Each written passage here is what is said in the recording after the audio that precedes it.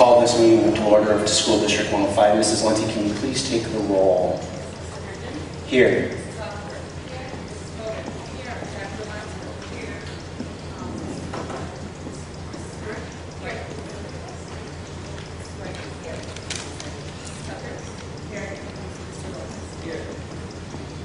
Okay, on to the next item on our agenda, which is our presentation for this evening. Just want to share a few thoughts first, and then Mr. Bond's going to present a bunch of information for you. I want to let you know that we're going to give a presentation that should last about a half an hour, and after that point there will be an opportunity for people to ask questions.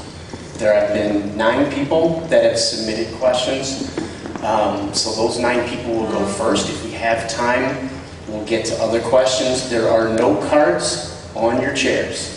If you have a question after the presentation that you would like to ask, please write it down. If we have time, we will try to get to them. If not, we will collect them at the end of the night, and we will work on responding. All the questions that we get this evening, we will put a response out on our website by the end of May. Some questions will be easier for us to answer, some we may not have the answers to. So please understand that. This is very, very early in the process of what we're working on, and there's a lot of questions that you guys have, we don't have the answers to. So with that, we're going to get going. The objectives for tonight are, we want to clarify what the issues are and why we're here this evening, so that you guys have a better understanding. We want to share a statement with our commitments to our community. We're going to provide some background information related to our strategic plan, our finances, and the work of the CASARDA committee to date. We're going to share tentative timelines, and then we'll have the opportunity to respond to your questions. Just want to share a couple things. I know when the meeting notice came out, there were some concerns about that. That's a technicality that we have to do. If the whole board is getting together, we have to post a meeting that way. That's required by law. That's why that was sent out that way. Obviously, we're not following a normal board format. We're going to give a presentation. You guys are going to have the opportunity to ask questions after that, and we're going to have the opportunity to answer the questions for you. And everyone has been asked to complete a form if they wanted to, and I told you about the cards a little bit earlier. Just want to share a couple things that we just ask, is that only one person speaks at a time, and that please try to listen alertly to what everyone has to say. Please be patient with audience members. Please appreciate everyone's point of view, and let's try to all work to respect each other's point of view. It's okay if people in this room disagree. That's okay. We're all going to have different opinions, and that's fine. But just if we all have respect for everyone's opinions. So why are we here? As we're looking at the future, we have a lot of things that we constantly look at. And so one of them is to develop a financial plan to sustain fiscal responsibility. We are deficit spending right now. We cannot continue that into the future. The deficit spending is not significant, but it is deficit spending. We must address issues of equity across all of our elementary schools to ensure that we meet the needs of all of our students. We must protect the quality of our educational programs and services to ensure we continue the D105 difference. I think what's important is a commitment to this board, and we've talked about many times, is we want to find ways and make sure that we continue to provide the educational services going long into the future that we are today. So some commitments from the board and the administration. The Board of Education and the administration are united and committed to making decisions that support the best interests of all of our students. The Board of Education and the administration have always valued neighborhood schools. The Board of Education and administration has no history or past practice of making significant decisions without community engagement. The Board of Education and the administration has a strong history of financial stewardship, and we have every intention of continuing that in the future. And the Board of Education and administration are proactive and mindful of the future and are trying to make decisions to make sure that we ensure the educational environment we currently have for all of our students. So some other commitments. Under the current conditions, the board and administration do not support the implementation of reconfiguring District 105 to grade level centers which would house 2 grades per building. There will be no changes to the configuration of our schools for the 2019-2020 and the 2020-21 school years. And any decision that would change the current configurations of our schools will only be made after significant research, planning, and most importantly, community input is completed. From that, I'm going to turn it over to Mr. Bond to discuss our strategic plan. Thank you, Mr. Herndon. I'm going to stand, if you don't mind. I want to spend some time, again, as Mr. Herndon pointed out at the beginning of the meeting, we're going to try to wrap up the presentation part of this evening as quickly as possible. I want to make sure we take enough time to address these important issues, but also provide as much time as possible to the audience and community members to ask questions of myself and the board. One of the key points that I want to speak to you about this evening is the recently adopted strategic plan of District 105. This plan was originated, or the planning process, back at the beginning of the school year in August of 2018. And I'd like to share with you that there were close to 40 members of our district community that took part in this process. Those 40 members included parents from each of our communities, community members, board members, staff members, administration, and even 4 students, 4 8th grade students, 1 student from each of our 4 elementary schools. Those 40 individuals met monthly for long periods of time. Most of our meetings took place an entire day to really work through and identify who we are, where we are, and what we need to do to move our district forward. We based all of that off of the prior strategic plan that we were just finishing and we felt we were very successful with. So we had a great baseline to begin with. I don't expect anyone here to be able to read this small font. I will be sharing all of this information. It will be posted on our website as soon as possible.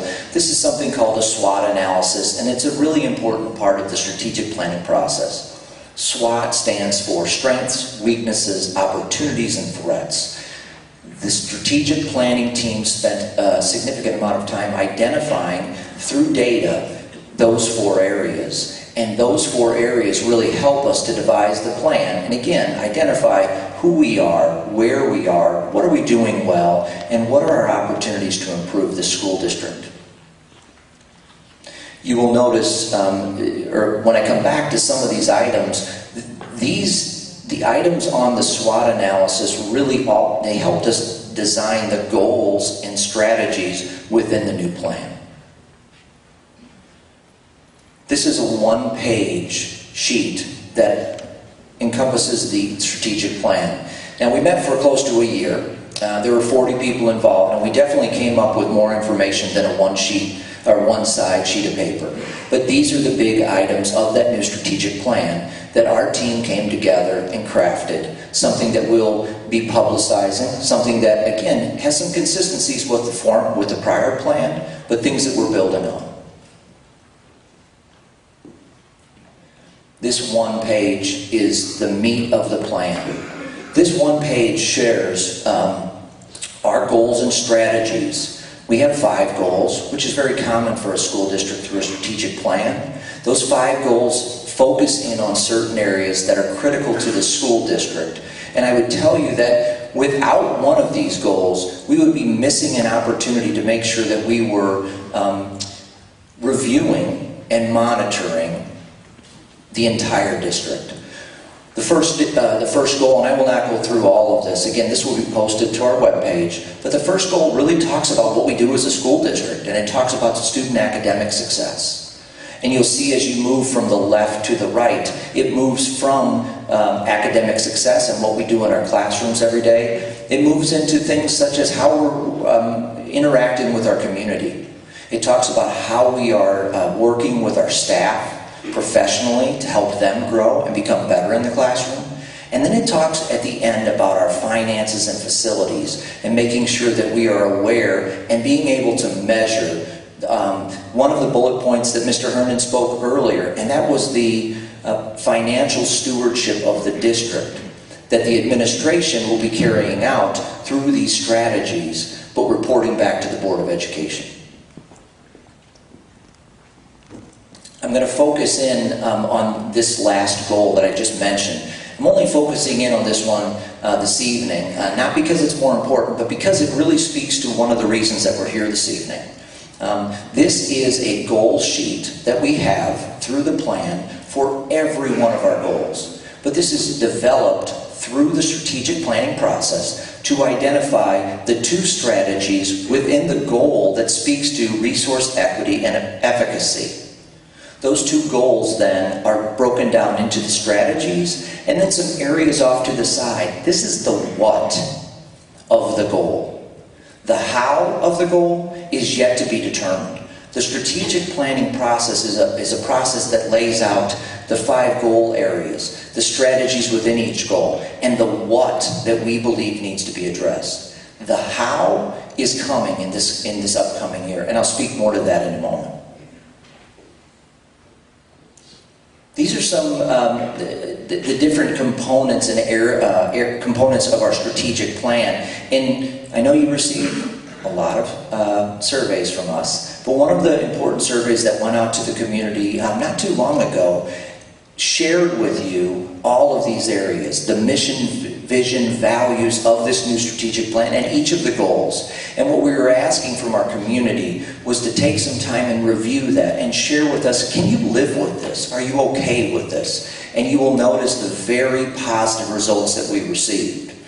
My point in bringing this up to you this evening is to let you know that this type of information is really important to us, because the survey results from that we receive from our community, we bring back to that strategic planning team, and we're able to share, have we done our work, at least to this point, at a level that we think the community is satisfied with.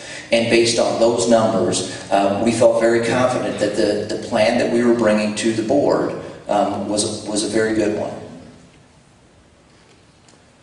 I'm going to shift from our strategic plan, which is really the driver of our district, into the next step, and that's our finances. It's obviously covered within our strategic plan, but I want to go through quickly some of the pieces of our district to make sure that everybody is aware of some of the high-level data points that are realities here in District 105.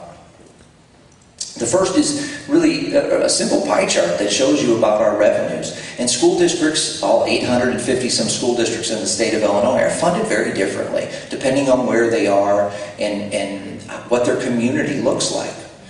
District 105 is very fortunate in many regards, because we are in a community that provides 85% of our revenues annually come from our local. That's not just personal property tax, but corporate property tax and other areas. So we are very fortunate. Many school districts in the state are not in that same situation. The fact that we do receive so much money from our local tax base, we receive very little from the state and from the federal government. Some of those things have changed in the past couple of years as well in the state of Illinois, related to a new evidence-based funding model that we've been living under.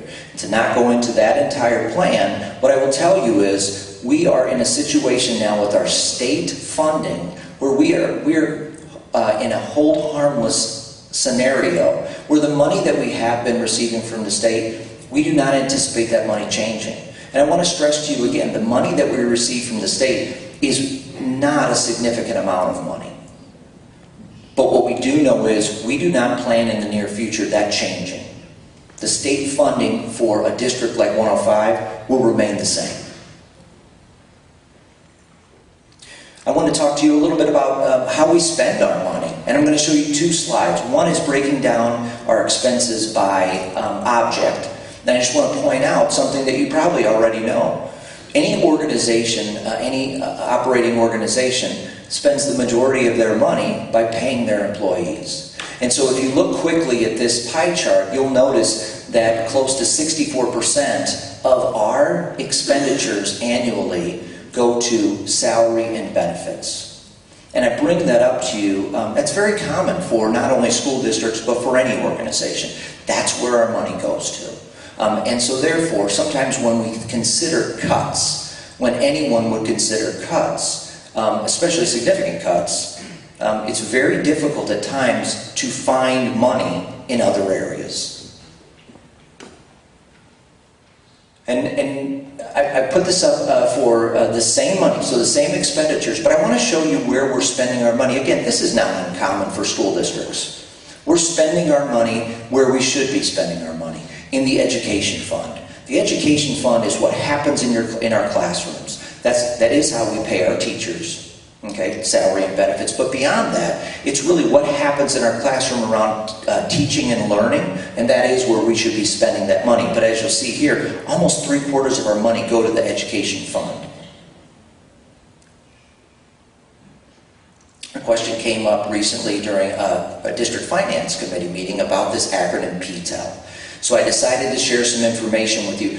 The acronym stands for the Property Tax Extension Limitation Law, and I believe it has been in effect in Cook County since, I believe, 1995.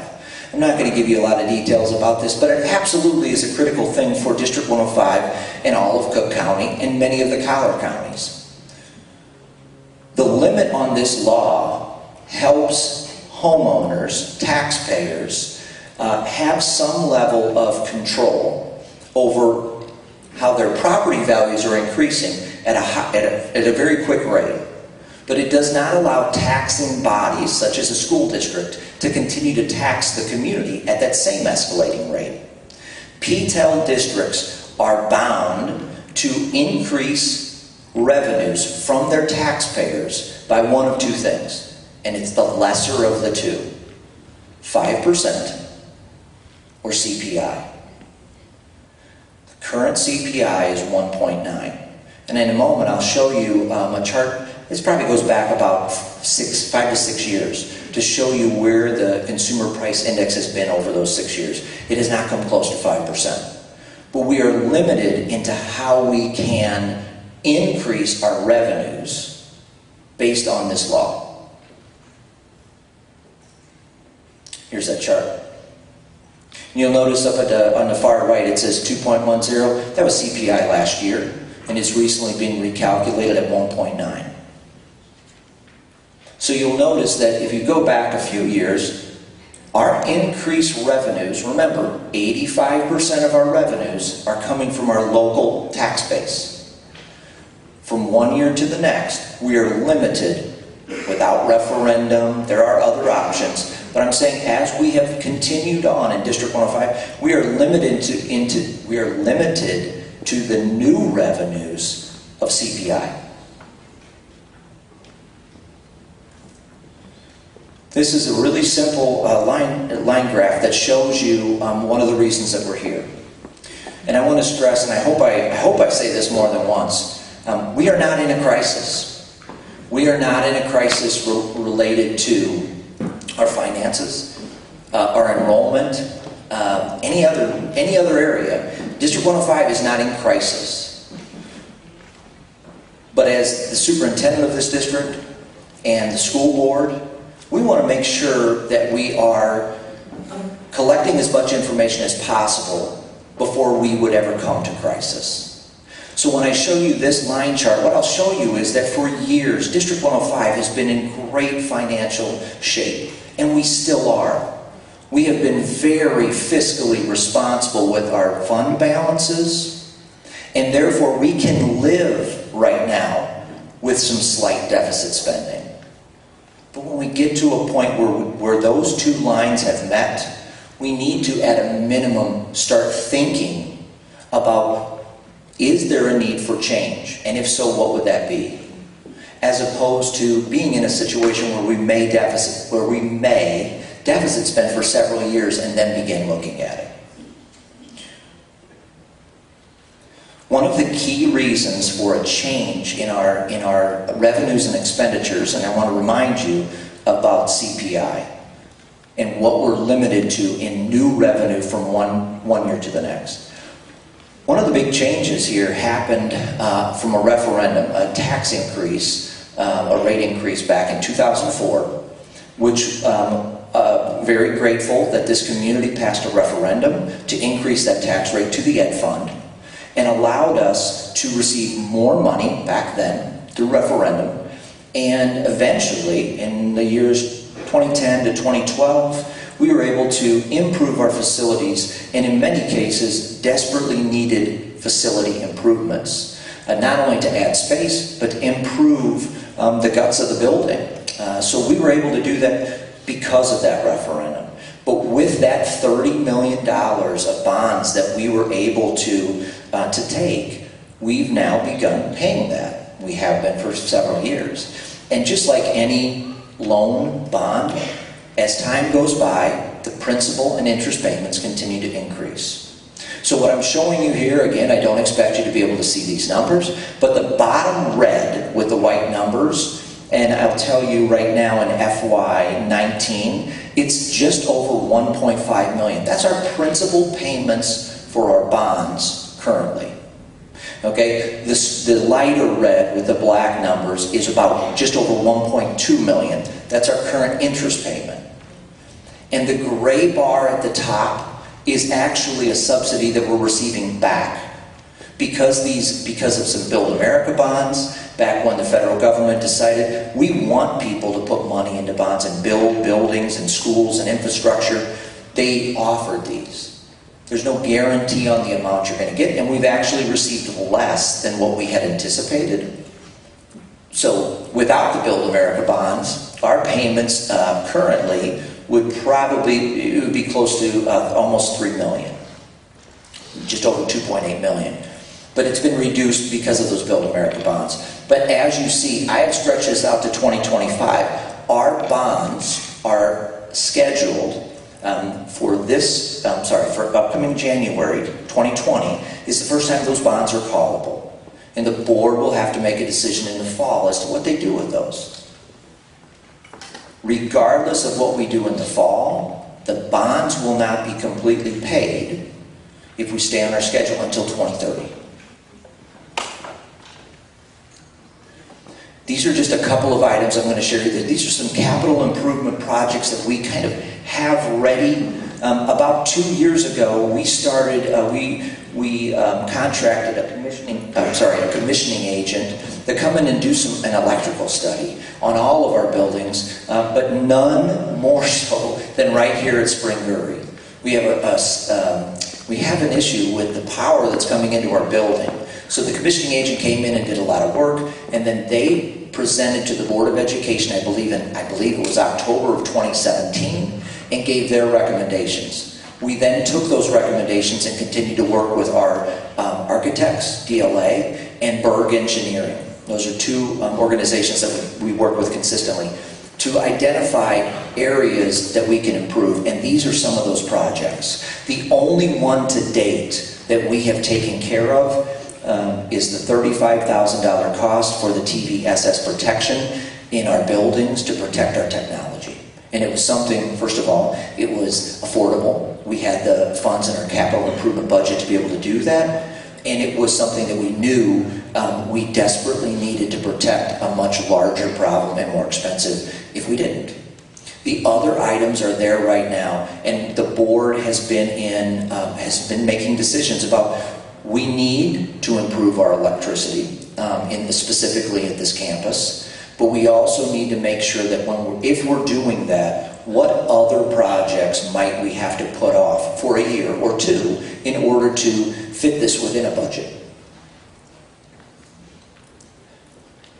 The last area that I'm going to cover for you is really around our enrollment. And so I'm going to show you a chart for the past 4 years of enrollment at our buildings. And I'm going to start with Gurry because Gurry's really easy. Gurry's enrollment is really dependent upon how many 6th graders do we have going into 7th grade and how many 8th graders are we sending to LT. That's it.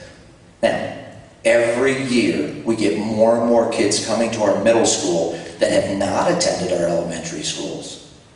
More and more. But that's really not a change in enrollment at Gurry. Gurry's enrollment is dependent upon how many 7th graders come in, how many 8th graders just moved out.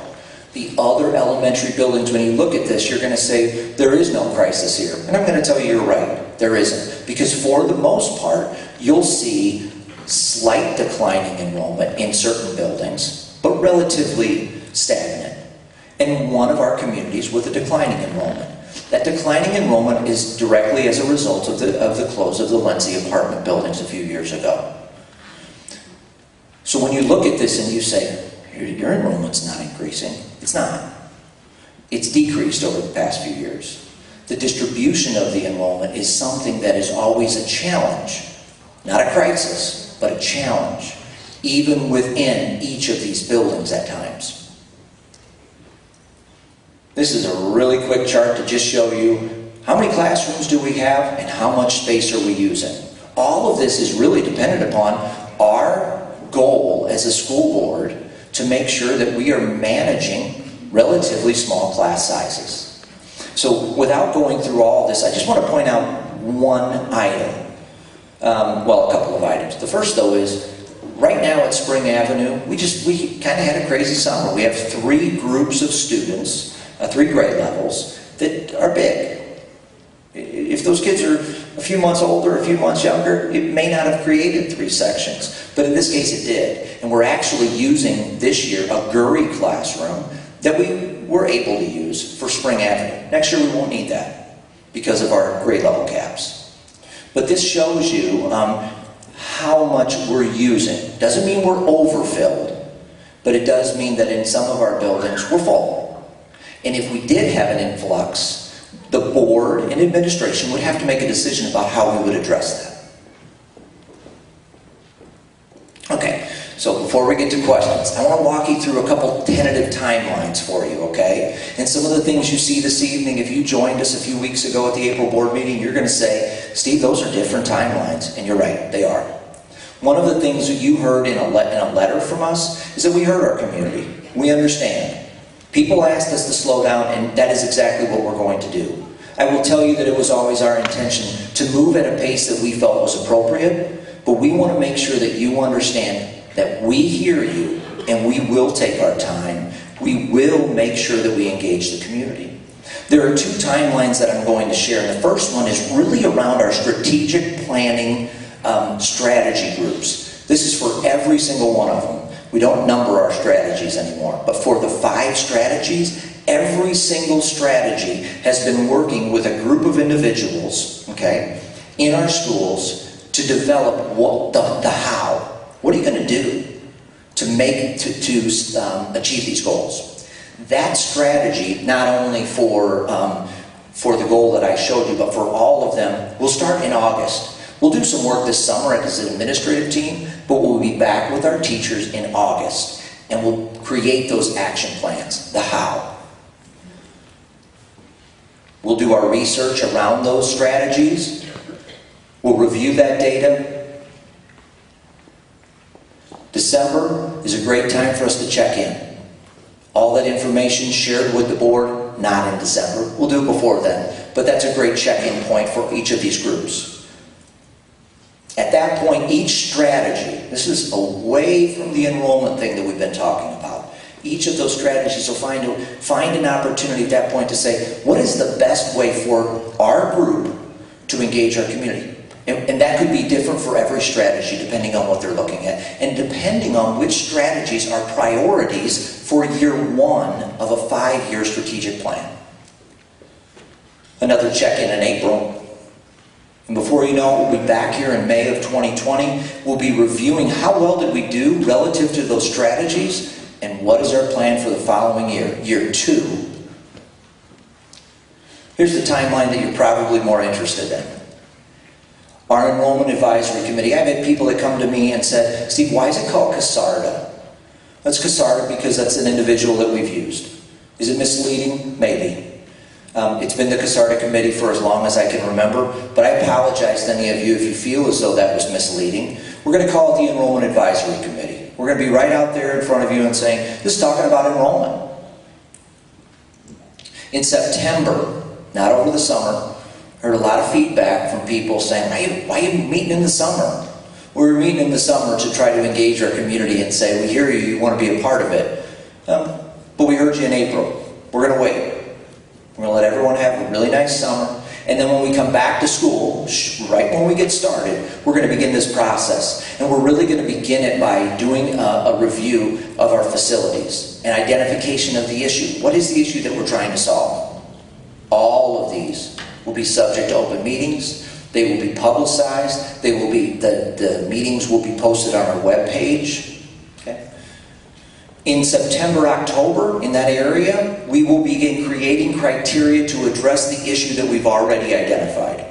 What do we believe are the criteria that we need to meet in order to satisfy or solve this problem? In October, November timeframe is when we'll begin deciding what is the best way to engage the community. How are we going to bring the community in? You're already at the meetings. But what can we do above and beyond that? What do we feel is the best way to get that community input? The research and reporting will start soon after that, because at that point, if there is a decision to move forward, we will have already understood what that is, and we'll be able to begin that process of research. Our January, February, and then into March, April, we anticipate those 3 meetings, but at this point we don't know, because we don't know what will happen, what the issue will be that we're talking to our community about, how we're going to engage the community. So those items will be updated on our webpage as we move into next school year. Here are some items that I'm going to share with you of ways we want to keep you informed. Tonight's meeting is being recorded, and we will post this to the webpage. Please be patient with me. I'll get it on the webpage as soon as I possibly can. A link on the webpage, hopefully tomorrow, but at the latest at the beginning of next week, so that all of you, or if you have neighbors that were unable to attend, can be here or can watch it. All future meetings, as I mentioned, will be advertised and they'll be open to the public. We will make sure that we do everything we can to let you know without bombarding you with emails. But for a while, I'm going to send you emails saying, remember, the meeting is next week, and remember, the meeting is tomorrow night. We're going to, some of the questions that are asked tonight, we're hoping that we can create some type of frequently asked questions response page that will be an open-ended running page that we can add questions to when we're hearing things from the community that either we're hearing more than once, or maybe what we're doing is we're saying, this is a really good question, and we want everyone to hear it. So we'll post some of those things online on the same page. And then other supplemental documents. Tonight's presentation will also be posted to the same part of our webpage. And then periodically we'll do our check-ins, obviously at board meetings, but through some communication with all of you as well. So with that, I'm going to turn the microphone back over to Mr. Herndon, and I'm going to grab my computer, and then... Okay. I just actually wanted to follow up on a couple of things Mr. Bond said. I think it's really important to understand that we want to make sure we want to be different than most government and make sure we don't get ourselves into a big problem and then have to make a decision. What we're really trying to do is be proactive and look at everything proactive so that we're not stuck in the spot and then making a decision at the last minute that could be incredibly drastic because we haven't looked at options. And I want to make sure everyone understands that. We don't have a big problem now. That's something that's commonly been said. But we want to make sure we don't have one. That is absolutely a goal for what we're doing moving forward. Around the debt and the lines that we saw, those things were anticipated over time. The district has put money aside to pay off some of that debt. We did that purposely a number of years ago. Obviously, based on what the Finance Committee finds, and if we can balance things out, paying off the debt obviously reduces our expenses annually if we can do some of those things. That helps our fiscal picture. The Finance Committee will continue to meet over the next couple of months. They will, if we make the decision to pay off debt, those decisions do have to be made. In August, we have to kind of start the wheels in motion if we want to pay some of that off when it's callable in January. Those decisions haven't been made, but we're looking at all sorts of financial projections to make sure. And those are just a couple of things that I wanted to make sure that we shared with you. So we're going to open it up for questions. We have several people that have asked to address us. Mr. Bond and I will try to answer your questions as best as we can. Please understand that some of the answers to your questions simply may be we don't know because we haven't done all the research, we haven't done all the work. So the first person that has asked is Brian Lally. I would also like to add, as Mr. Lally makes his way to the microphone, we have 5 minutes on the clock. If you need the 5 minutes, you'll take the 5 minutes. We're not going to use the 5 minutes as an answer. This is really an attempt through board policy to make sure that we're addressing as many people as possible. But whenever you're finished, we'll try to respond. Thanks. Oh.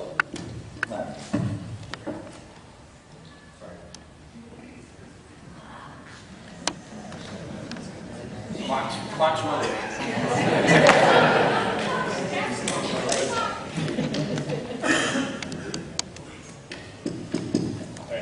So, first of all, Mr. President, members of the board, administration, thank you for the time.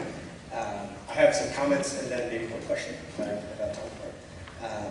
First of all, I want to start by saying thank you. Thank you for having this, for listening to our concerns, to share the information about the problems the district is facing, and some of the discussions you guys have had at the start, et cetera. Really appreciate that. And thank you for slowing down the process.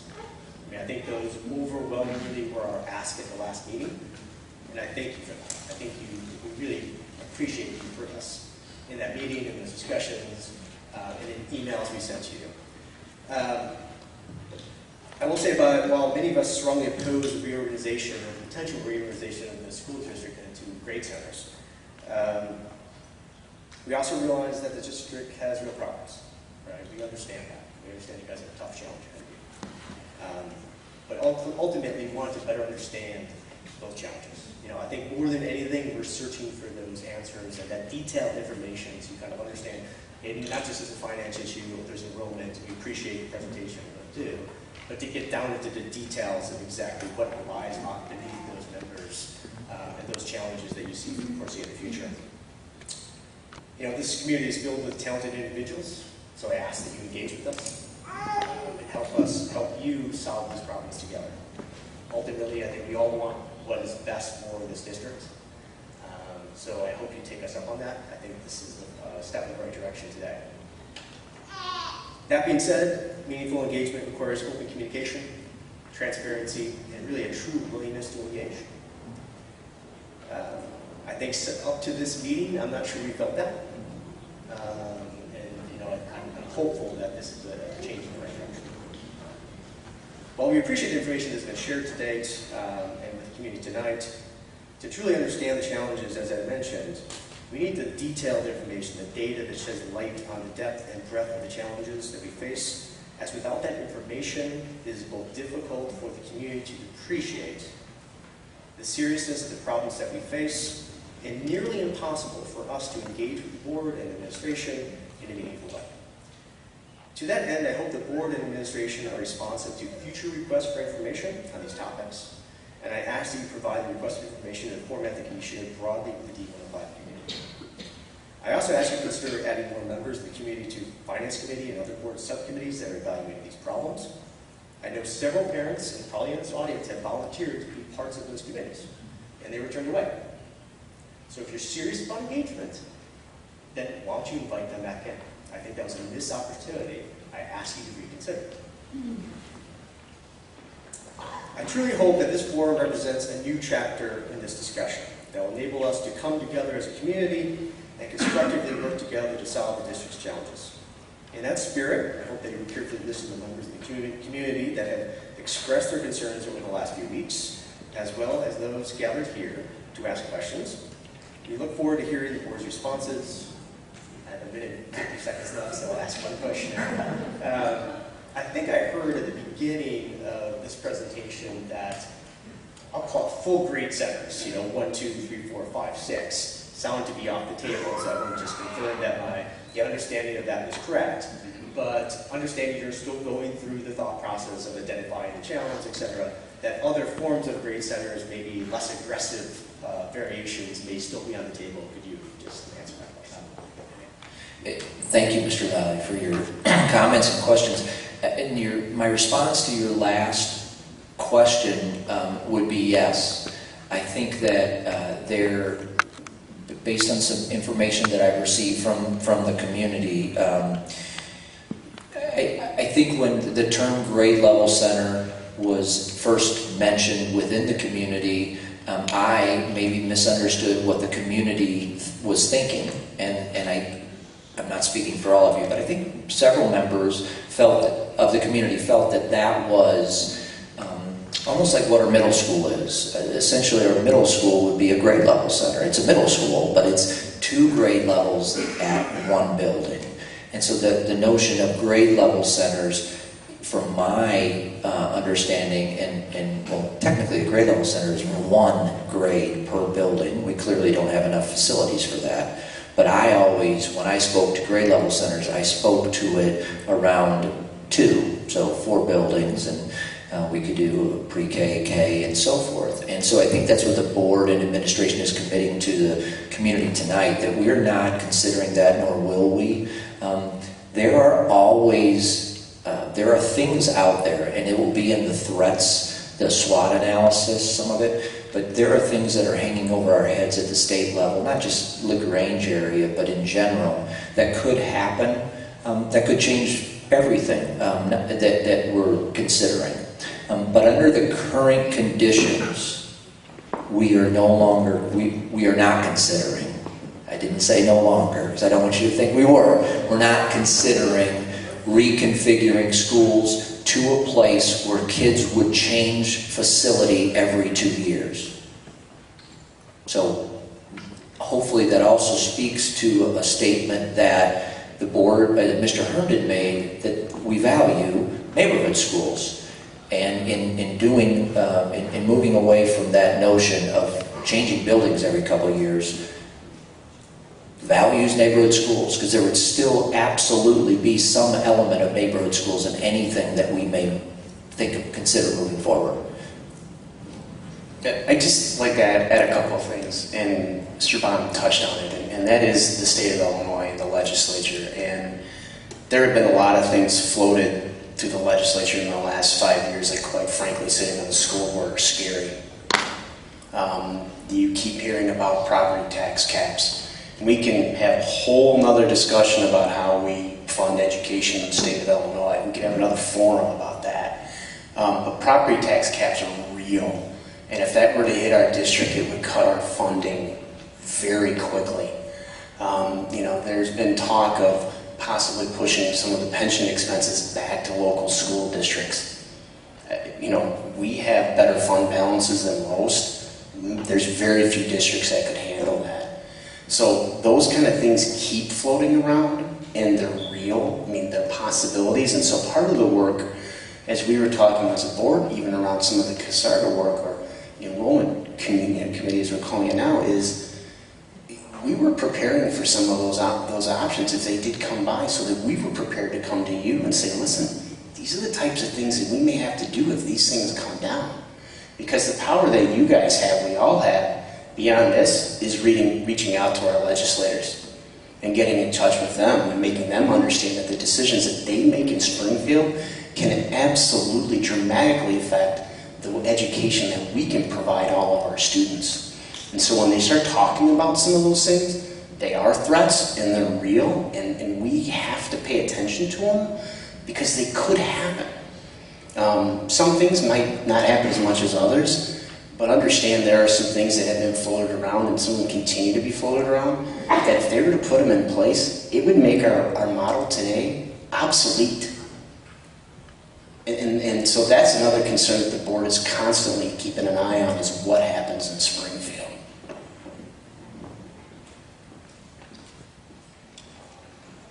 The next person is Maureen Bresnahan.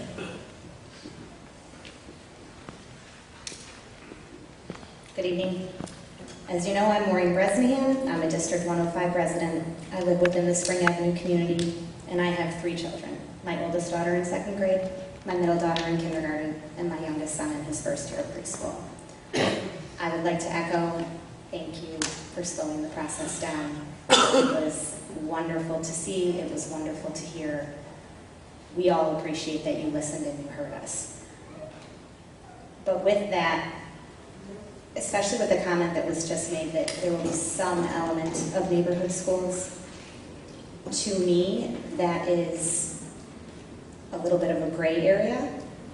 So my question actually goes back to something I said at last month's board meeting, and I think it's relevant now more than ever. It is, why did the CASARDA Committee's options chart have no option for maintaining our current model of a K-6 neighborhood school? That is, for me, the #1 priority. That's what I would hope to see. But I also want to point out to the board that that wasn't on your chart. If you were really looking at all options, I would think that that should have been somewhere in your list of considerations. I mean, I would say to you on that, that's always on our list of considerations. So while it may not be on a committee's chart, it is absolutely on the board's list all the time. Is, listen, status quo is where we're at. That may be where we stand. We don't know that, but it may be. And so I would say that even though it wasn't on a chart, that is absolutely always in the foremost of our mind, is that the status quo is absolutely an option. It was a chart, and so I'm happy to share that, but it was the first chart we looked at. We did not modify that chart, and I'm making some assumptions here, and I don't mean to, but we did not say, well, what if we kept everything the same and we increased class sizes?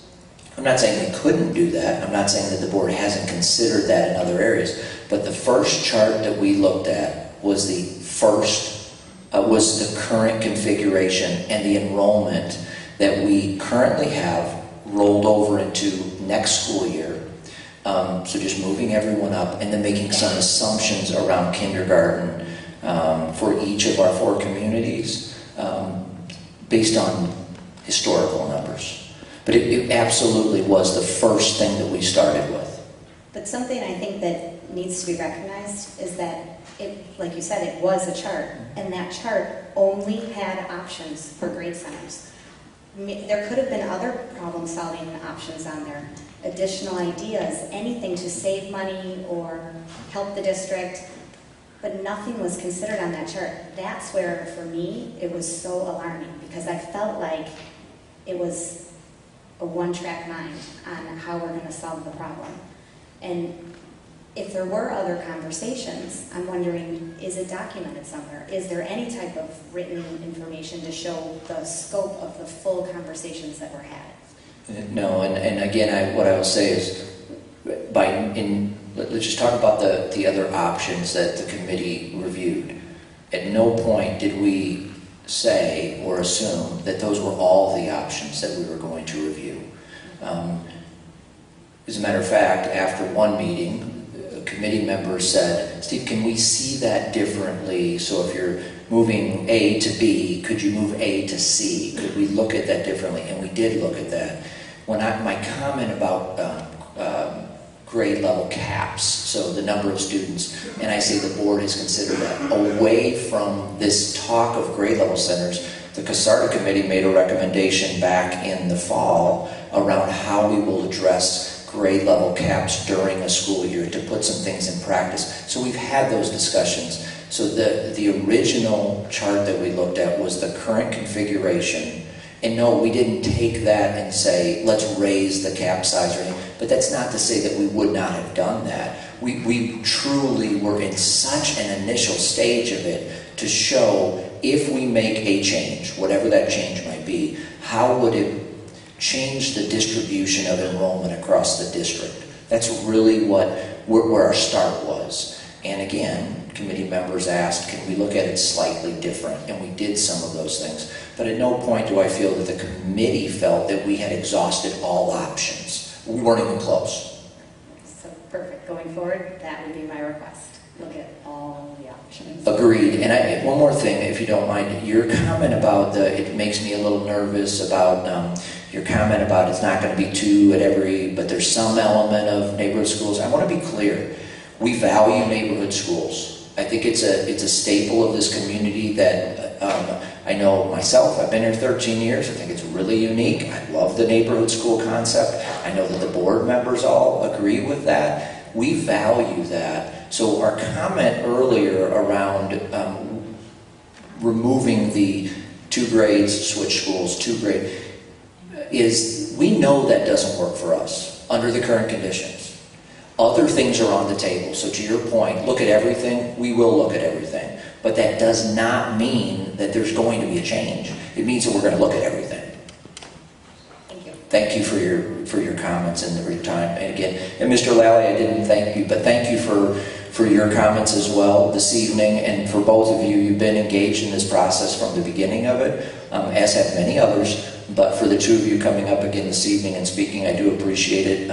Your concern is well noted, and it has been. And more than anything, I appreciate your respectful communication with me through this process. I understand your passion and concern for this, but I also truly appreciate, and I need everybody to know that the way you've gone about it has been extremely respectful and professional. So I appreciate that, and I think it speaks to the community.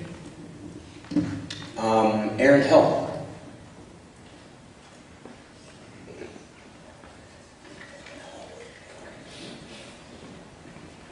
Hi, I'm Erin Hill. Thanks. I'm going to echo Maureen and Ryan's comments. I really appreciate the fact that the board has taken into consideration some of our concerns and concerns that were shared at the last board meeting. And I guess just to bring it back to the role of community engagement and trying to define that a little bit clearer. So from what I understand, the strategic planning committees involve parents and administration and teachers, and that will continue, those meetings will continue to happen kind of parallel to the enrollment advisory committee. Okay. And I didn't start the clock again. So, Mr. Lally, can I just apologize to you?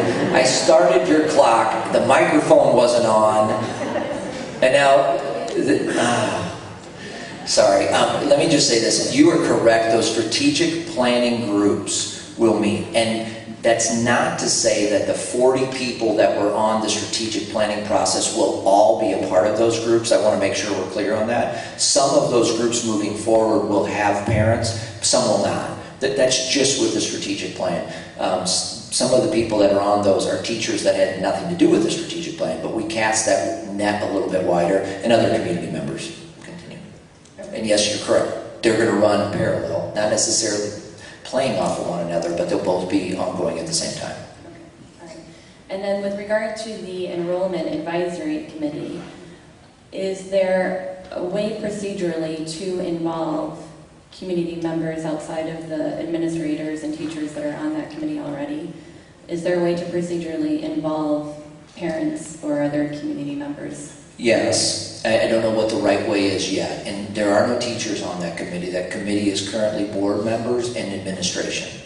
4 members of the administrative team and board members. And my point, my statement earlier around at some point in the fall, when we have a better understanding of what the issue is that we're trying to solve and what criteria do we all agree on that must be met for any solution, that I think is the appropriate time to have a better understanding of what is the best way to bring the community in on that. Beyond the informing piece, which is what we're doing here tonight. And I guess I would just ask, is it possible to bring community members or parents or teachers in on helping identify what the issues might be, as well as what those criterion might be for evaluating?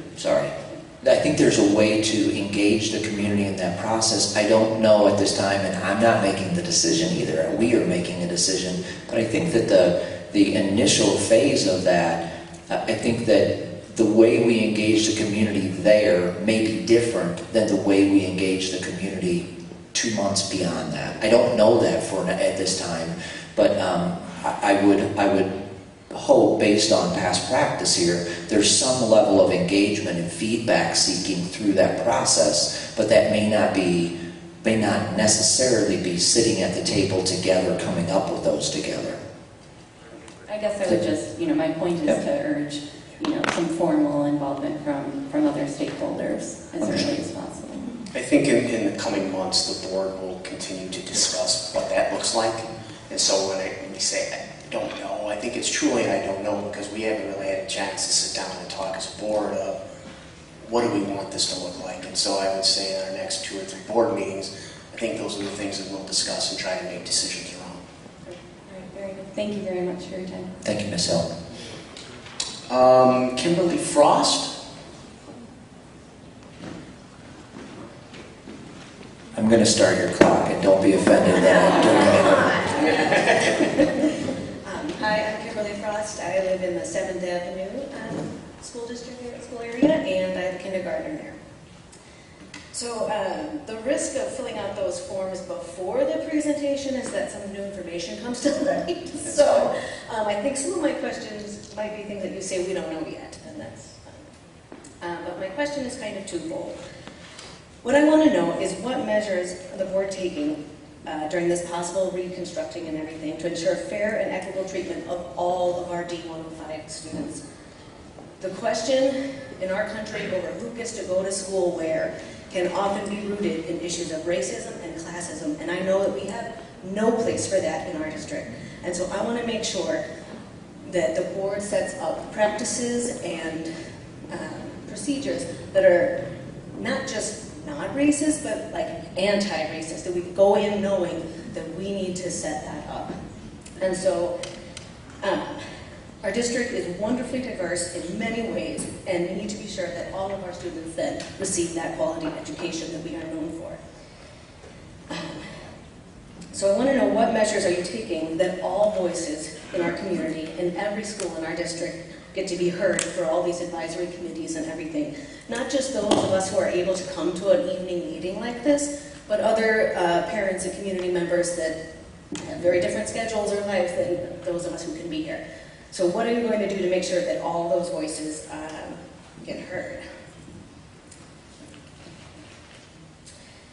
And so what I've heard, and I feel confident in, is that you are making a process that is deep and wide to figure this out. And so I feel proud of our district that we are trying to figure this out in the best way, and I am sure that you guys will continue to do that. I just want to put that out there. Thank you very much for your comments. I'll speak to the first, and I have a feeling Mr. Herndon will want to do the same. One of the things that will be coming, and I say this again, I'm not going to make any decisions even for the strategic goal that I oversee, which is that last goal. I won't make all the decisions there. I'll have a team that will help me with that. But one of the things that we've discussed even at the board table during the April meeting, and even prior to that, was the idea of an equity audit.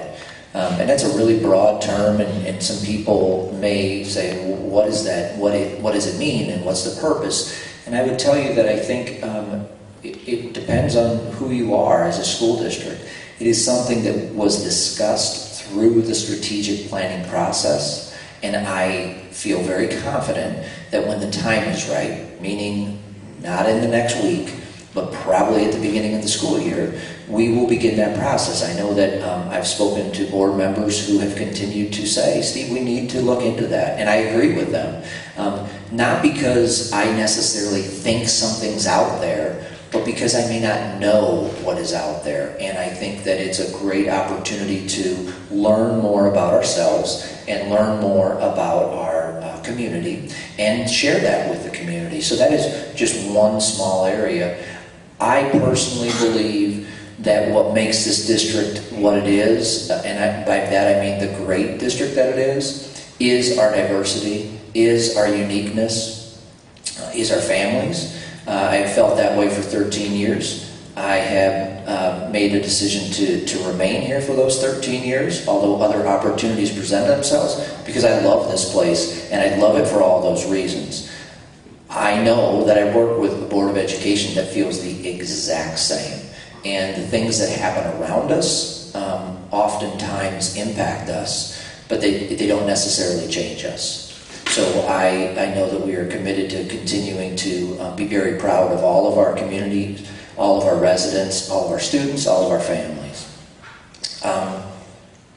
Your question about, and I apologize, the second question. Like, what else are you going to do besides just Yeah. So first of all, we're going to do a better job of making sure that we're posting things. So we're sharing the documents. We're giving people an opportunity. As early as next week, which is our board meeting, actually it's moved to next Thursday. For those of you that don't know, I'll send you an email, but it's next Thursday.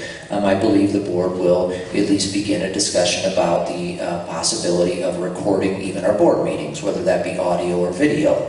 And again, when that happens, I don't know. If we choose to do that, I don't know, but it's something that was brought up during the April board meeting and something that we will begin to consider.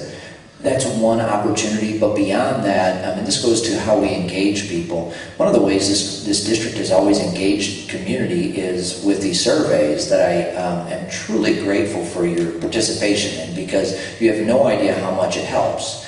Having said that, surveys are challenging, because when you survey any group, you better be ready to do what they tell you. And if you ask a question, and you better be willing to make change based on what their answer is. So we are intentional in our surveys, and that is one way, but we also don't believe that that's the only way to get input from our community. So we're going to continue to find appropriate ways, and we will miss. There will be times that we will miss, where we will send out a survey and you all will call me and say, Steve, why don't you just have a parent night where we could ask questions? And I'll say, oh, okay, well, we'll do that too. We're going to do everything we can to make sure that we keep you involved, but we're going to be transparent in all of that written communication, as well as hopefully seeking your feedback.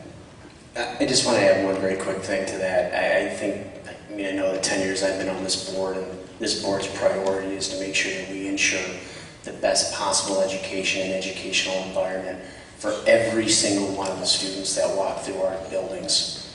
They are all equally as important to us. No one is more important than anyone else. Eric Stortz, did you get your last name right? Yes. Okay, good. Absolutely. Good evening. Eric Stortz, District 105 resident for the past 19 years. Eric, I'm definitely starting your time. Better start. I've had 3 kids. One has graduated, one is about to graduate, and one's in 2nd grade at the district. I've been very proud of this district, and my kids and their friends have really thrived with the configuration we have. So I'm very grateful for the board and administration for clarifying tonight that grade level centers and any changes in the next 2 school years are off the table under current conditions. I get that caveat. So I have 2 questions and 1 suggestion. The first question is if we can clarify if the district is truly doing deficit spending over the past 2 years, and if so, by what dollar amount? Because when I look at the fund balances from March of this year versus March of last year, $22 million in change, and only $137,000 difference, which is a 0.6% difference in cash on hand year over year. So maybe that goes to what you said of not a crisis, not a problem, just something you're looking at, but the specifics of that dollar amount would be question number 1. And then question number 2 would be, similarly, I know the district has a pending decision coming quickly about paying down that bond debt earlier and using some of that surplus cash that was set aside to do that. When I look at some of those documents and materials, it looks like over the 10-year period, maybe it's $1.4 million in net present value in savings, so that's a couple $100,000 a year in net present value savings. So looking to understand some more of the dollars and cents for those 2 questions. And I'll slip my suggestion in, and the suggestion is I definitely hear the concerns and worries about what could happen at the state level and how that could impact our financial situation. And one of the observations is we've got a room full of people who are passionate and energized. Could we look at ways to share with this group of parents and community members what those challenges and threats are, so that we can bring our voice to our politicians and leaders to make sure they don't make decisions that threaten the resources for our kids? Thank you, Mr. Storms. Absolutely.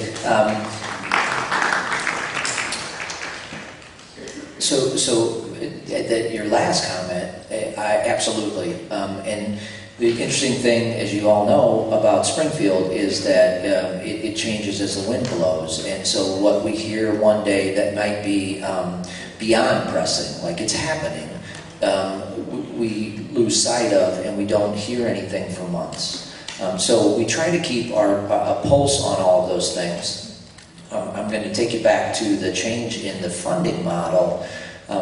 To be honest with you, the change in the funding model back a couple of years ago, really we never anticipated that truly having an impact on our school district because we're not dependent upon state funds. So, and there are school districts in this state that desperately needed additional funding.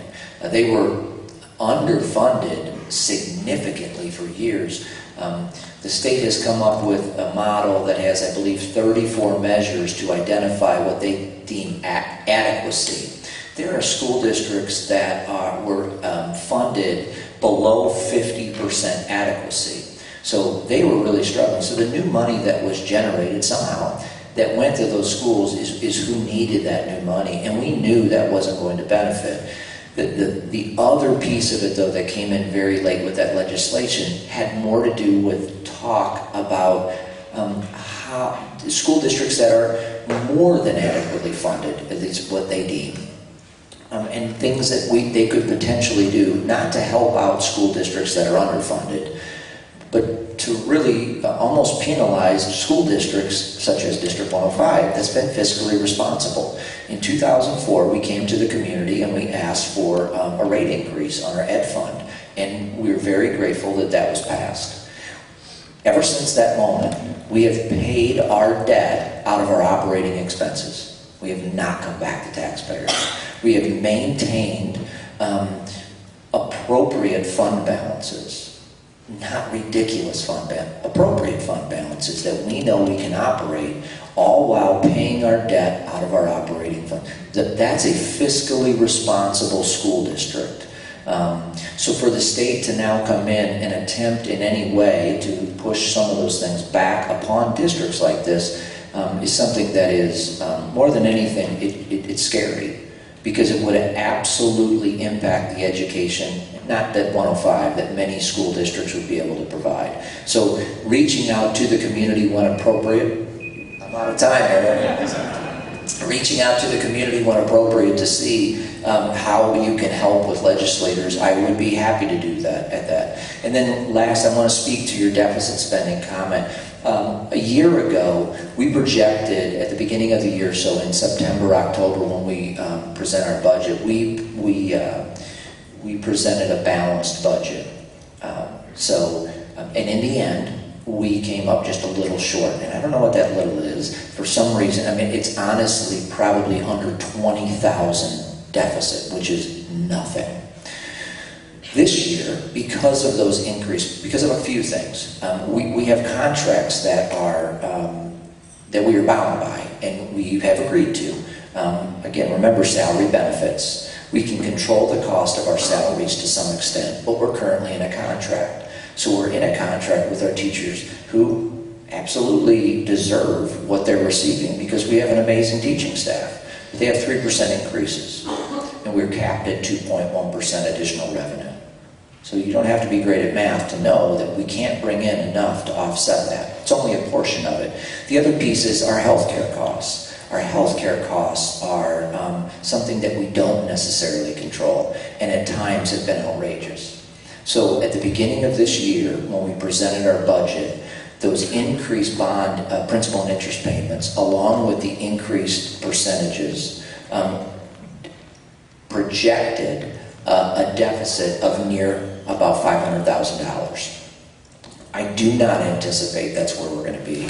But remember, in my presentation, I talked about how fortunate we are to be a district that's receives such a high percentage of funding from our local taxpayers. We're extremely fortunate for that. We're not dependent on that state money. One of the issues, though, is around this time of the year, Eric, you mentioned, I looked at your year-over-year fund balance in March. March is a crazy year because this is when taxes start coming in. So sometimes we get a lot of money in March, and other times we don't until April or maybe into May. And then depending on people who are appealing those taxes, we may not see those for several years. So that whole tax piece is kind of the missing piece there. And then in the month of June, when we end our school year, we pay our teachers in June for the remainder of the summer. So a big portion of our salaries get paid out in June. So you'll see a big hit then. I could add a couple things to that. Unfortunately, a lot of things that Springfield does is they pass laws when they're in a budget crunch on a weekend, so we really don't have time to get out to you guys. The law that was passed a couple of years, I mean, it was negotiated and passed over a weekend, so we had no way to really get out in front of it. I will share that a few years ago, we put money aside to pay off our debt, and we put it in an isolated amount in our books because there was talk that the state was going to try and sweep money out of districts that had fund balances. Penalize us for being fiscally irresponsible. And some of the things that also happen, we're blessed with a lot of commercial real estate. That helps us. Everyone that's sitting here, your taxes for elementary schools are significantly lower than the people that live on the north side of 47th Street. Commercial real estate helps make that happen. Fortunately, the other thing the state is doing is several districts like ours are penalized because of that commercial real estate. So while we're paying lower taxes for K through 8 education from a property tax level, they're penalizing us because we have, commercial real estate. That seems odd to me. Obviously the lower taxes is a benefit to all of us, right? That's helpful. So there's a lot of complexities to it. I think one of the things that we have talked about is an opportunity to almost put form letters down on our website when issues are coming up, to also let everyone know who all of our representatives are. There are multiple representatives and senators that actually represent this district, because the way they draw boundaries, there's no logic to that. And so, but you know what, it behooves everyone here to get in touch with those people and make them aware of, any kind of changing you do with funding, that can hurt our children. Thank you. Thank you, Mr. Storrs. Stephanie Gardner.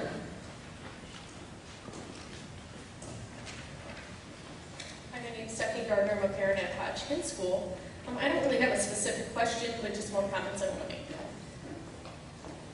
Mr. Brown, President and Board of Trustees, I thank you for the opportunity to address the board.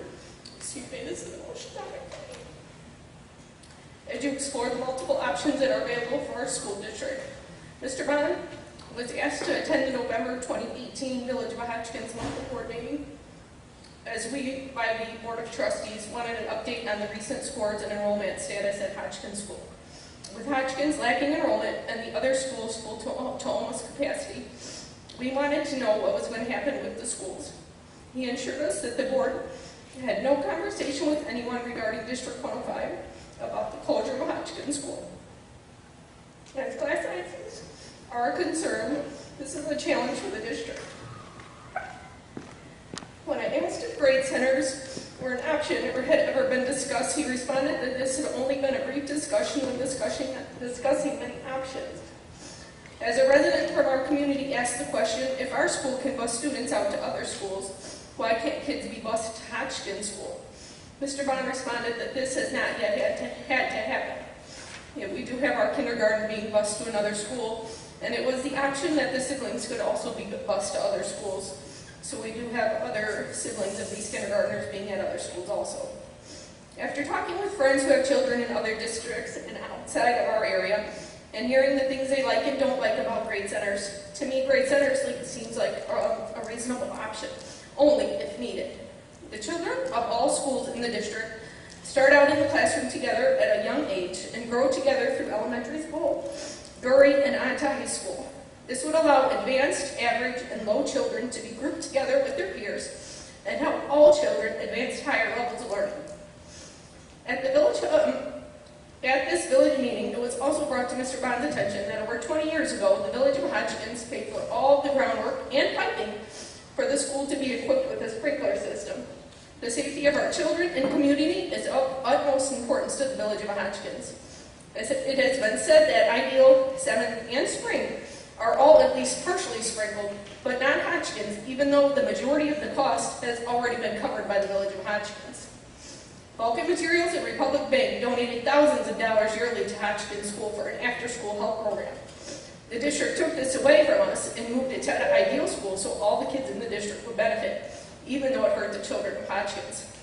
Our best, most beloved teachers who ran our family book club, student council, and after-school activities were taken away from Hotchkins School, not by the choice of the teachers themselves, and put into already achieving schools in the district, leaving our students with lower performing teachers, no student council, book club, or after-school activity. Thanks to determined parents, community members, students, and our wonderful principal, Dr. Kermit, and the dedicated teachers that we now have at Hotchkins School, most of these programs and more were brought to the students of Hotchkins, and our teachers have stepped up and grown as educators. We as parents all want to keep our home schools as possible and walk our children to school every day. But having a child ride a bus to another school for a short amount of time is not the end of the world. My daughter, who is now a freshman at LT, made some of her best friends riding the bus to Spring Avenue School for advanced math in 5th and 6th grade. To this day, we as parents are back and forth between Hotchkins, LaGrange, and Countryside so our kids can have sleepovers and spend time together. I'm looking forward to the next year when my son will have the same opportunity and experience riding the bus to advanced math. He'll be learning independence, enhancing his skills, making new friends, and seeing friends that he has made in outside sports and other activities. With that being said, what's wrong with at least the possibility of maybe having 5th and 6th grade students together at the same school so they could be working with other students of their same abilities before they move on to Curry and be together there. Recently, my son overheard adults talking about low-income students and asked me later what a low-income student is. After explaining to him, he asked me why his friends should have to learn different things from him just because they live in a different kind of house than we do. He went on to say, my friends get good grades just like I do. I told him they should not have to have a different education and that all children in the district deserve the same education. For some reason, Hotchkins School has always been looked down upon, and it is time for this to change. I ask that, as a board, you look carefully at the approximately 140 students that Hotchkins brings to this district. I ask that you look at the $5.3 million and approximately $38,500 per child that the community Hotchkins brings to the district, and look at our children as individuals and the futures of our communities, not the money that may or may not be in their parents' bank accounts. The fact is that every child who walks through our school doors, no matter which school it is, will make new friends and continue to grow in their education. At the end of the day, it does not matter how these children got to school, whether by walking, riding a bike, taking a bus, or being driven by a parent. What matters is what happens at the school and in the home. This is what will affect the future of our children. When our children move on to middle school, high school, college, and into the working world, they will refer to the college or university they graduated from, not their childhood elementary school. When we as public officials take our oath of office, we commit to provide a better community for everyone we serve. And it is we, not me. Though we all as parents hope that all the community schools will stay open, when changes need to be made, I have confidence that you, as a board, after much research, will make a decision that is financially responsible for our schools and children as a whole.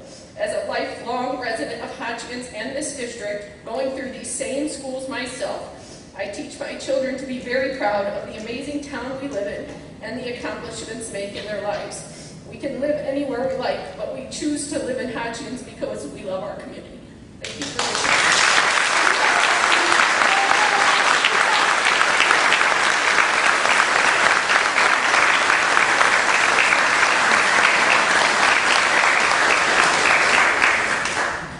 Thank you, Mrs. Gardner, for those comments.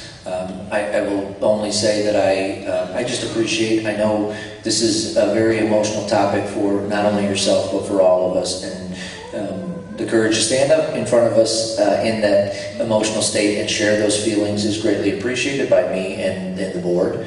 I mentioned this before. I loved your statement. It's me, it's not we, or it's we, it's not me. I love that, and we remain committed to our 4 communities. It's what I believe is the strongest part of this district. I appreciate the opportunity to have been invited to speak to the board at the Village Hall back in the fall, and stand by my statements, the commitment to your community. Thank you for coming up and sharing that, and I will just add, from a board perspective, no community is more important than another one, and this board has always stood by that. The 10 years I have been on the board, that is always, everything we have done is to try to make sure we do the best for everyone that walks in our doors, whether they go to 7th, Spring, Gurry, Hotchkiss, or Ideal. Brett Sanchez is our next person.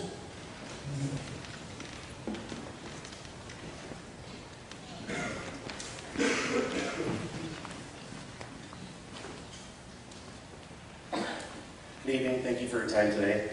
I'm a resident of District 105 in Spring Avenue. 2 daughters at one at Gurry in 7th grade, and CC is in 3rd grade. Yeah, at Spring Avenue. I work at BMO Harris Bank in finance, so a lot of my questions are going to be centered around finance and the decision to refinance the bonds. So I apologize in advance if anyone else will be bored by this.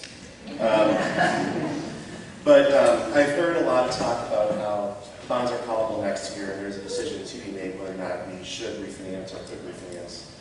And my question is, why does the committee or the board believe that there is a reason to make an immediate decision on this? I know that we can make the decision to refinance, but there's no reason we can't wait. And I think given a lot of the issues on the table right now, it might make sense to hold off on making that decision. Some of the materials that have been presented by Raymond James, talk about 3 different refinance options. There are clearly more options available. Some of those options are continuing the course, making payments gas schedule. It's well within our budgets. The payments don't increase drastically. Some other options are continuing to look at not only refinancing the bond, but potentially increasing them, extending maturities. The financial debt capacity of our district is very strong. We could handle about $45 million of debt. We currently have $24 million of bonds. So I guess a lot of my questions are centered around why is there an urgency to make that bond decision? And when making that bond decision, have we considered the delayed capital expenditures and other projects and other things that we could be using that money for? In addition to the $5 million that's been set aside for the bond refinancing, we could be using that money for electrical upgrades, air conditioning, a lot of other things that the community needs for these schools. So I just, broadly speaking, just want to understand the decision here about why we need to make the decision now in August. Thank you. I will just say that, and I'm going to let Mr. Herndon speak to this, I want to make sure that we're clear that, and if we did say that we have to make a decision, I think that decision is not one of those 3 refunding options, but just a decision, and that is whether or not we choose to call the bonds at that time. But there is we're aware of the fact that that doesn't necessarily mean we have to. So I don't want anyone to believe that, because I don't believe that the board will undoubtedly make one of those decisions. The board may choose at that time not to act. I would add, one of the things too that as we have tried to balance our budgets the last couple of years, we have deferred maintenance. And so that obviously is part of what we are looking at. And as the Finance Committee, one of the things that we threw out was, let's look at what all those costs are before we do make those decisions. I would say from a board perspective, I think we are pretty hesitant to take on additional debt. I can tell you a lot of other districts have laden themselves with debt and they're struggling with it. I know other board members. That obviously is a possibility. I mean, things could happen that we have to. But I think one of our priorities is to try to minimize additional debt on the community if we can. That may not be realistic. I mean, one of the pledges when they took the referendum in 2004 was to not come back to the community for 20 years for another referendum. That's really nice thinking of, because, I mean, that's obviously taking a picture in time. Things change. Things have changed a lot. I mean, funding from the state level has changed. Funding across the board has changed. Obviously, the economic situation in 2008 changed a lot of things. I mean, he shared his CPI chart. You know, there was a year that we were in negative, you know, CPI barely, but it was negative. So there were a number of years where we couldn't even actually really increase our levies because of those amounts. And then we're dealing with, you know, EAV values that were significantly lower because of that. All those things contribute. When we took a picture in 2004 when they took that referendum, you don't foresee those things. So I think it's all fluid, is what I would say. You know, Raymond James has presented multiple options. I don't think we've exhausted what all those look like.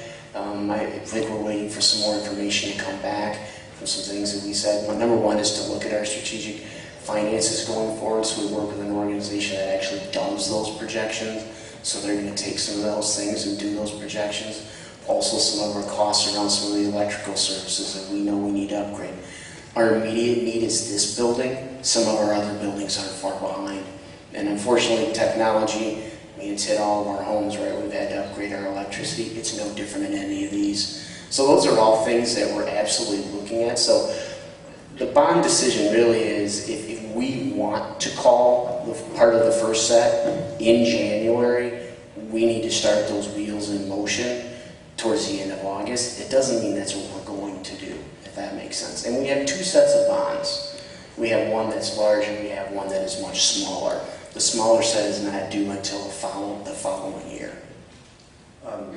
As a follow-up to that, I think some of the, you know, I know that this is another year of deficit budgeting, and when you think about the cost of refinancing a bond and everything that goes into it, it's the underwriter fees, it's the attorney's fees, the Chapman Cutler, it's the rating agency fees.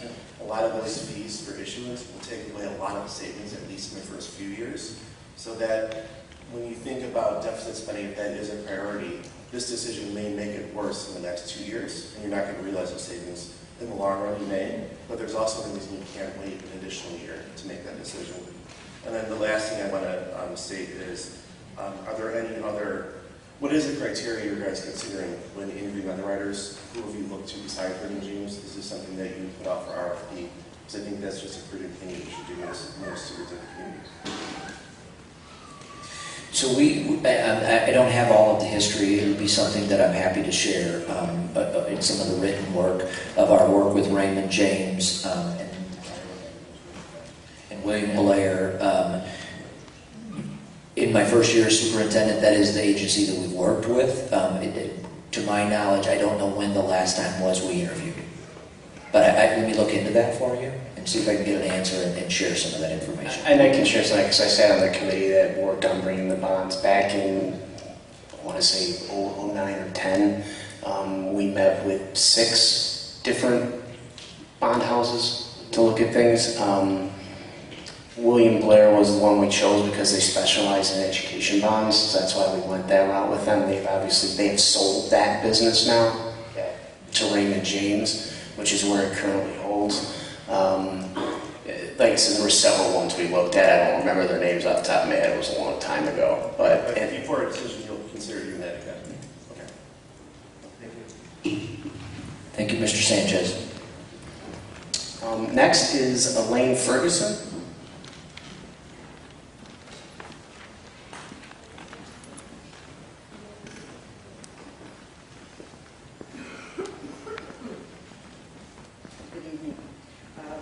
This is my first meeting on this topic, so I didn't really even expect to speak. I was told if I had a question, fill out the form, and here I am.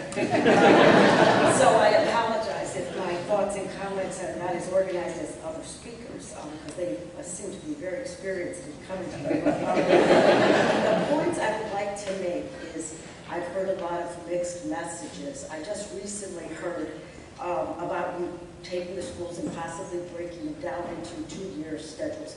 It sounded like it was much more advanced before I came here tonight. And now that I'm here tonight, that's where the mixed messages I keep hearing.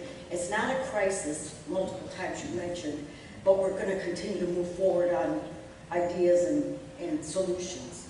You also mentioned there's a lot of strategies which none of us could see, but you have a plan and it has dates. We're going to start in September, we're going to do it in November, we're going to do it in January. Well, to me, that's a concern because we want community involvement. So it's not a crisis, but yet I hear these things are very set and perceived. And it doesn't mean it shouldn't be, but I think the communication of where we're going is mixed messages, and that's what's probably frustrating so many of these parents. Obviously, I don't have children in the school district anymore, but I had, and they've done very well. I have grandchildren coming up. And so these things, I think your communication to the community is so important. There are a lot of parents or family members in the community that no longer have children here, but they want to hear about these things. And I do think I read something earlier this year about it, but it was using that fancy name you had before. And I think most people in the community who are not here, who you don't have emails for, had no idea what you were talking about. So they read it and said, oh, okay, let's think about this, and didn't get more information. You mentioned emails multiple times. How are you getting them, and how do we get on that list? Because many people don't use emails all the time, but you can't just communicate in one or two ways, and I think that point's been made multiple times. I also agree with the gentleman about the bonds. We need to look at the full picture, because sometimes it's not worth making change just to make change. The tax laws are changing all the time. We got to make sure that those bonds are used and maybe worth keeping because of the tax advantages. You need to look at it in such a broad way. Also enrollment. I'm curious on how broad your data is. Does it include the age of residents and turnover? I know when I came to this community many years ago, I was the new kid on the block. Everybody were going to be grandparents to my children on this block. As that time has changed, I've become the grandma on the block. But it's changed with the school enrollment. And so I think you have to take the broad view of not the last couple of years and what's going to be next year, but communities change, grow. We can see that in all communities within our district. And you want to make sure that you see that broad picture before you just say, well, let's change it. I certainly think and expect all of our schools in every district to be getting the same. So with the one mom who was very emotional about her children, if things have been taken away, but most of the money is coming from their area, I'd be saying the same thing to you. What are you doing? So those things have to be taken in consideration. And the last point, let me see what else there. Take advantage of these wonderful parents in your area. We are blessed financially, but probably more significantly is what we can bring to the table. And if you ignore them, the one gentleman said parents have volunteered, they've been turned away. Why? Why would you even think of doing such a thing? I know they're not on the board and you're the board, but take advantage of them. You've got a resource here, resources. And the last point I want to make, get a podium up here. We're not...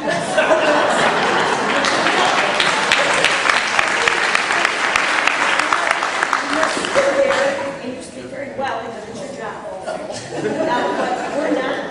And when we need a note to be put down, it'd be nice to even lean on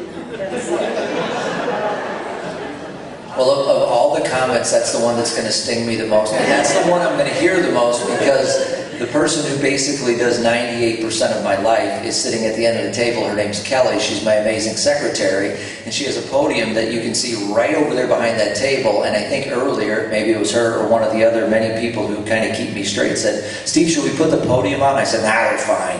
And you see, that's why I have to listen. I agree. So anyway, okay. Well, thank you very much for your comments. I'm going to...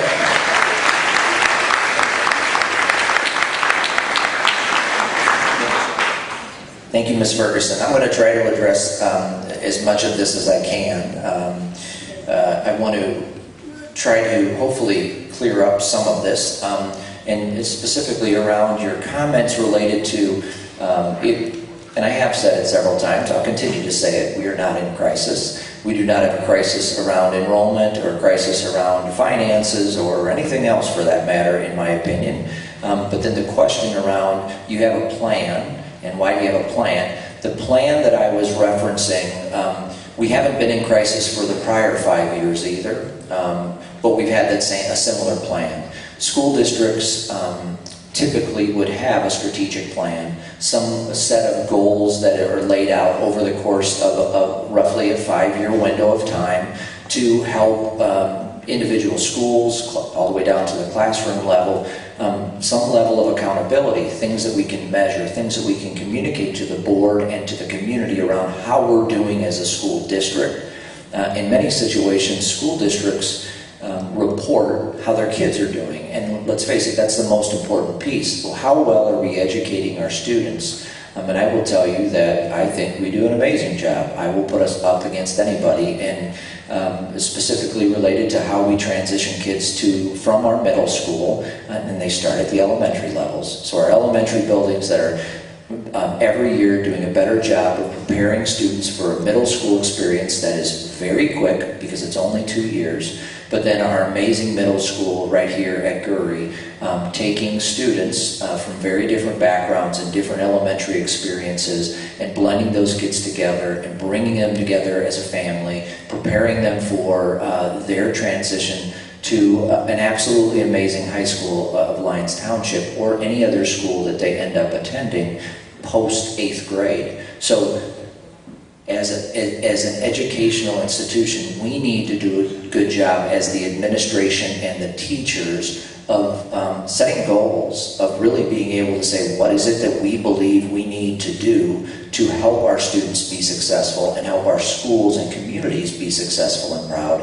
And that's a way that we report that back. So the plan is going to be there regardless of enrollment, regardless of finances. We should always have a plan, we should always have goals, and we should always have action steps as to how we're going to achieve those. That adds accountability, and that's how we should be measured. The other timeline, though, around why are we looking at things, I'm going to go back to that word crisis. And I know Mr. Herndon has pointed this out, and I believe I said it earlier. We want to avoid crisis. Doesn't mean that I anticipate it happening. But I do believe, and I've said this before, that I believe it's irresponsible of myself and of the Board of Education to not look ahead. Some of those things that we look ahead at are out of our control, and we do not know what may happen. But for them to know that the threats are there and not act, not plan, is irresponsible for any Board of Education, in my opinion, or superintendent. So the idea of moving forward and investigating what is the issue that we're trying to solve, in the end, we may recognize that we are absolutely perfectly fine maintaining the configuration and structure that has been District 105 for many years. That may be the decision. But if that is the decision, we're able to share that with the community and give them some assurance that we've done our work and we believe that this is going to keep us on the right path. And heaven forbid we're unable to do that. We have done some proactive work and engaged the community to say, before we get to crisis, and have someone from the outside tell us that we cannot continue to be D105, the D105 that we know and love, somebody else telling us, now you can't be that district. We want to avoid that. So that's the idea of the timeline and trying to lay that out for all of you this evening. Your comment about email, it's funny that you say that, because if I don't email enough, I hear it, and if I email too much, I typically hear it, and that's okay. You are correct. There are so many ways to get to people, and yourself and a large portion of our community are in your group. Taxpayers, people that are extremely important and valued members of our community that aren't directly connected to the school district anymore. And how do we communicate with you? It's a challenge. For me to say, oh, we'll post those things to our website, can you just check that with your morning coffee, is not enough. But we're trying more and more to get that message out. So we are required by law to publish things, or to notify the press. But then beyond that, we try to post things to our website. We try to email our families through our system. We post things on social media. Are you on social media? Yes.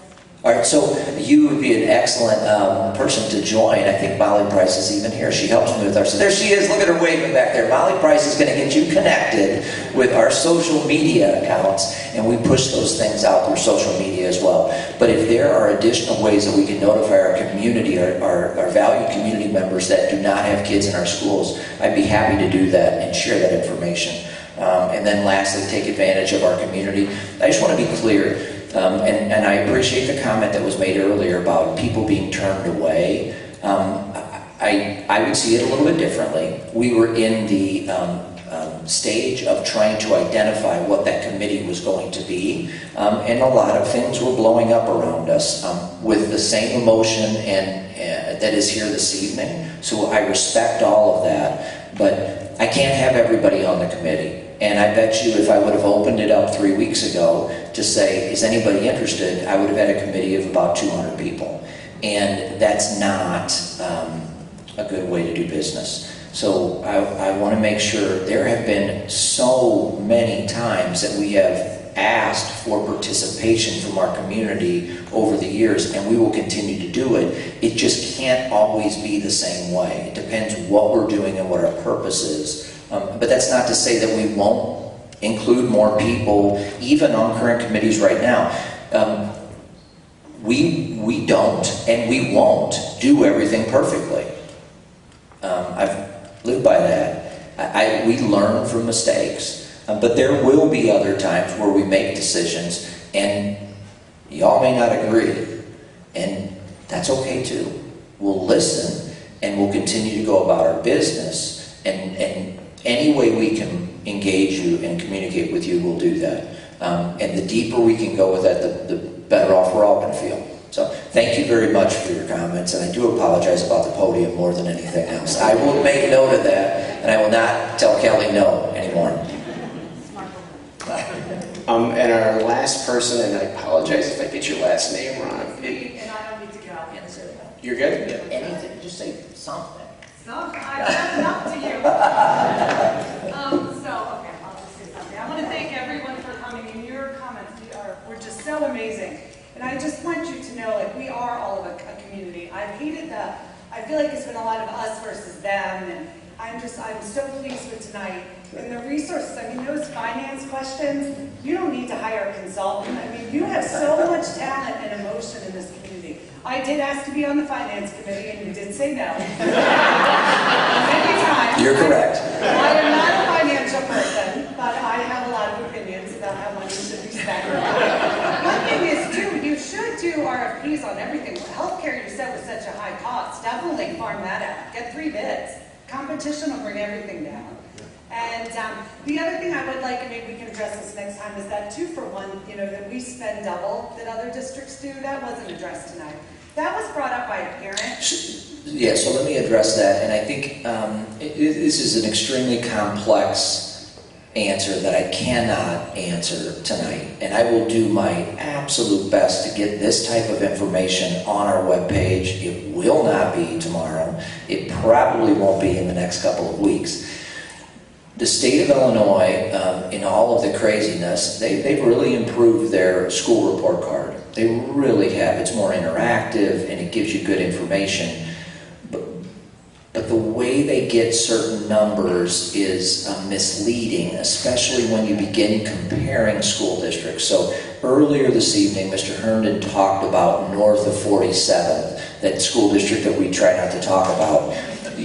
You may be amazed that when I talk about the funding model, at School District 105, because of our property wealth, specifically our corporate wealth, we are a Tier 4 district. That is the highest level in the state. So I'm going to give you some numbers real quick. The evidence-based funding model has 4 tiers. The first tier received 90% of the new money. The second tier received 9% of the new money. The third tier received 0.9% of the new money. And there we are, Tier 4, 0.1% of the new money. And I mentioned to you, we didn't need that necessarily. Other districts needed it more so. District 102, until this year was a Tier 2 district. They were funded at 74% of the adequacy model. Now they've gone over that threshold, and I believe they're Tier 3 now, but my point is they're just across the street from us. And we know the value in LaGrange 102. But that's how different we are because of our property wealth. So I tell you all of those things. Here's another thing about 102. They're more than 2 times our size. And the more kids you have, when you start looking at how many pupils in a class, what's your average class size, it looks different, because the reality is when we average it all out, it may look like we both have 20 to 21 kids in a classroom. But there are, and I'm not saying it doesn't happen in 102, it may, but there still are classrooms here that have much lower class sizes. Again, I'll give you another example. We have an amazing arts program here in District 105 that has gradually been built over the years in the areas of band, orchestra, choir. We've done our work with that, and that was a gradual increase. We have 1.5 FTEs in the band and orchestra positions, and they're still coming to me saying, Steve, we can't see all of our kids. That is who we are. We love that. But those individuals, they go towards our FTE. Mr. Valdez sees, I don't know, like 1,000 kids in a week. He doesn't have a classroom. So he goes into my staff per pupil, but he doesn't have 20 kids in front of him. And again, District 102 has that, District 101, everybody has that, but very long answer to this is, it is much more complex than what you anticipate. And here's another point. It's from last year. So last year, I wasn't sitting in this chair. Last year, if this was happening, I probably would be sitting back there and much more comfortable. But those numbers for administrators per pupil were taken at a time where this district had a superintendent and an assistant superintendent. We had, during that year, 2 different business managers. They didn't work here the whole time, and they were both part-time, but they're both on our books at the state as working here during that fiscal year. So when I looked at the number of administrators, I said, I don't know where these administrators are, but we don't have that many. But when I looked at the names, I started to recognize that all those people, and when you only have 9, 10, 11, when you start to reduce and say, well, Dr. Schlichting doesn't show up for work anymore, you start to reduce that changes. So I'm going to work on that, guys, to give you better clarity. But I will tell you this, I believe that the school district, I say, is fiscally responsible, and what they've done over the course of time is created an educational experience for all kids that we believe our kids deserve. And that has to do with small class sizes, that has to do with a commitment to the arts, that has to do with a commitment to a middle school environment where we have continually increased our advanced programming to support kids' transition to career. We have added staff, not every year, but over time, to provide the education that we believe as a board, the current board, prior boards, we believe that education is what you as a community want. But when you look at it and you say it looks as though you're spending way more per pupil, some of it is because of that. Yeah, and I was bringing that up as if you were looking to cut $500,000 without making drastic changes to the way the school system is now, let's look at some of those, but you explained it there. So maybe get back to what the finance people were saying. The more details you can get us, the better, because we're all just here to help save the school district and make sure you don't operate it. I appreciate that. I appreciate it. And I will get that. Avoid crisis. That's right. It's not now. That's right. And to get a podium, avoid crisis, put a podium. I will tell you this, the same gentleman asked me about transportation and things and said, Steve, I think you have about this many buses. I cannot even tell you. I ran a list of the number of buses that we run in the school district, and you're right, now I'm going to do an audit on do we need all these, but the number of band buses, orchestra buses, before school buses, I have math buses back to the elementary schools, I have, Mr. Hood keeps asking me for more buses for all these teams that we bus around. I mean, we have a lot of buses. Get 3 bids from a bus company too. You know what, if I could find 3 bus companies, I would get 3 bids. You put me on your finance committee. All right. David, thank you very much for your comments.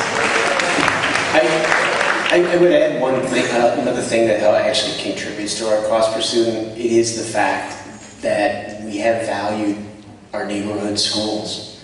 I mean, we have the same number of buildings that Western Springs does. We have the same number of schools that District 102 does, and the buildings are bigger than ours. But I think that value that we put in our neighborhood schools, and the smaller class size value, it does affect that. And that's okay. I'm okay with that because I think that's a benefit of living in this district. Well, no, I think so too, that's what we need to cut costs.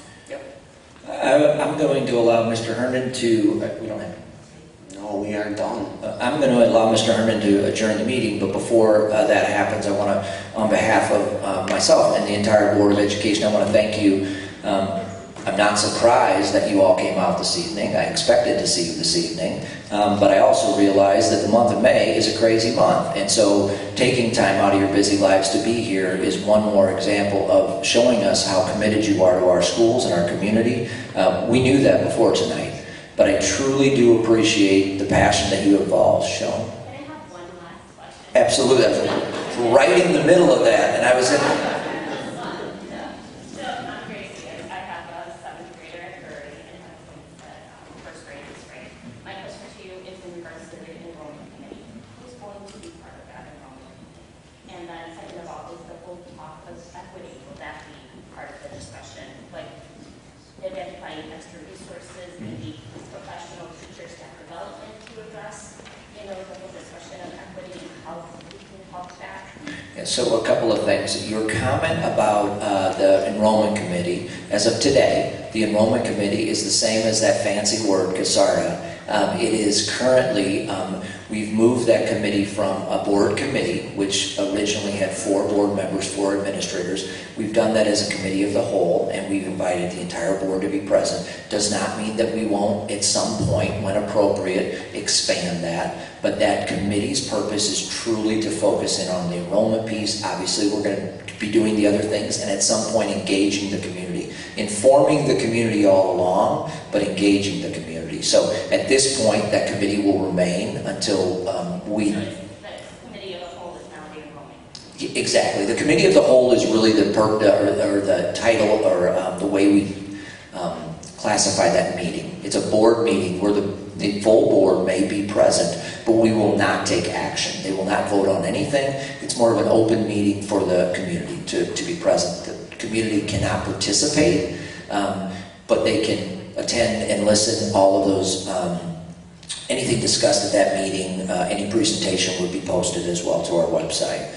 So that is the, and I apologize, Grace, what was your next one?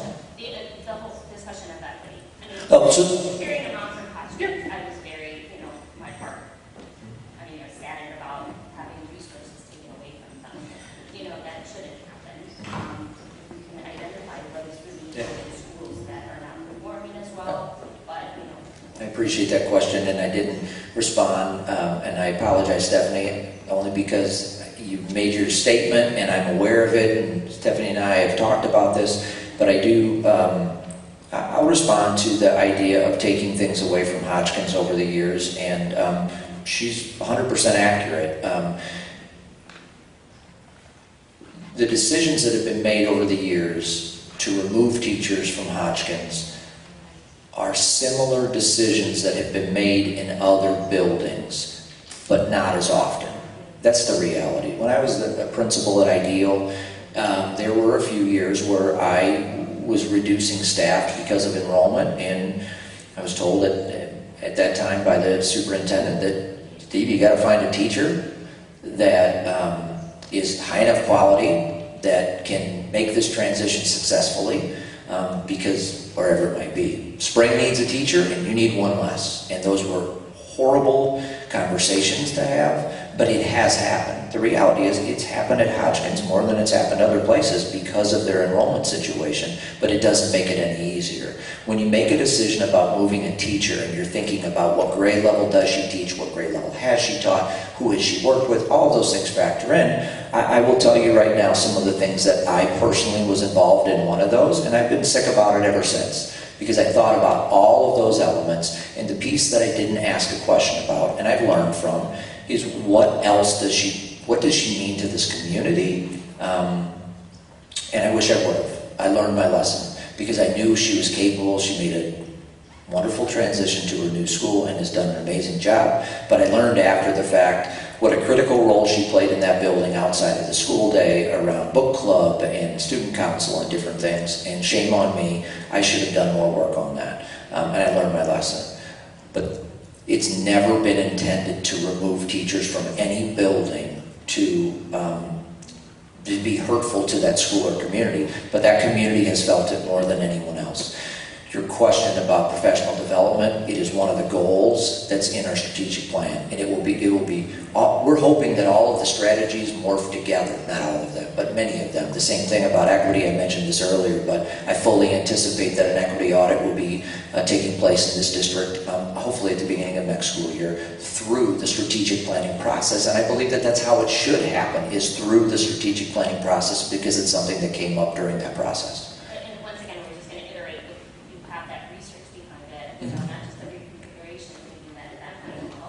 Without a doubt. What is the resources? Because I believe that extra resources to a school that is in need will help. I agree with you, and you're absolutely right. The equity audit will do more than the results of the equity audit will be used much more broadly than bringing it to the board and sharing here are the results. That will be used throughout the entire strategic plan to address some of the action steps that are taken, and I would agree with you. And just so you know, that we have made decisions over the years on staffing, appropriately staffing our schools relative to the needs of that school, and that happens in many areas. Some of those are mandated by law relative to special education and second language students. And some of those things, I'm going to go back and say it again, because of the education that we believe our students deserve, that this board and the prior boards have made decisions to increase staffing to address needs of students.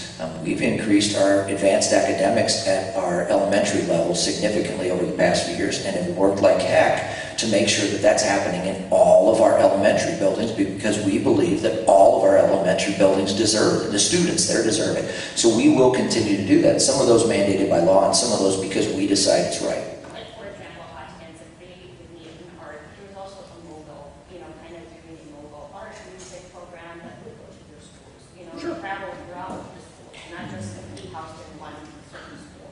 I mean, they're just thoughts. Understood. Thank you. Thank you. So I'll just, again, I'll be brief and just say thank you again for coming here this evening. Thank you again for just sharing all of your thoughts and comments with us over the past several weeks. Some of you more than others, but again, I'm going to echo my comments earlier. All of my conversations with each and every one of you have been so professional and respectful, and I truly appreciate that, and I think it speaks volumes to our community, the way we handle ourselves. So thank you very much. I move that we adjourn this meeting of District 105.